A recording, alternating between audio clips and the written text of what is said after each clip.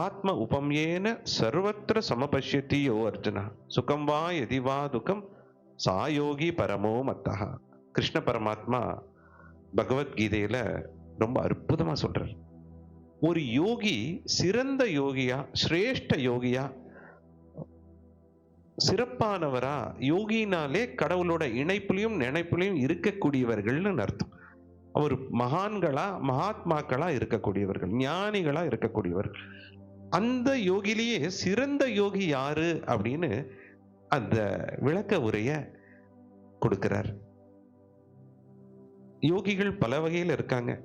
இந்த சமுதாயத்தை துறந்து காடுலயும் மலையிலையும் தவம் இருக்கக்கூடிய யோகிகள், சித்தர்கள் இருக்காங்க.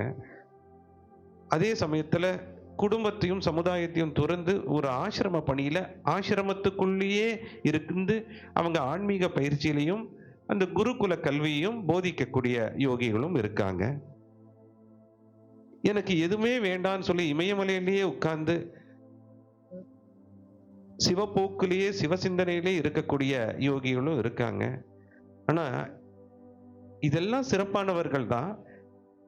அவங்க கிட்ட அந்த துறவரம் இருக்கு. எல்லாத்தையும் துறந்திருக்காங்க.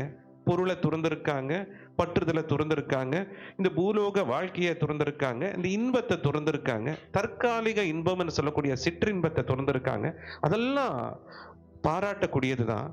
ஆனா கிருஷ்ண பரமாத்மா இங்க என்ன சொல்றாரு? நீ எதையும் துறக்க அவசியம் இல்லை.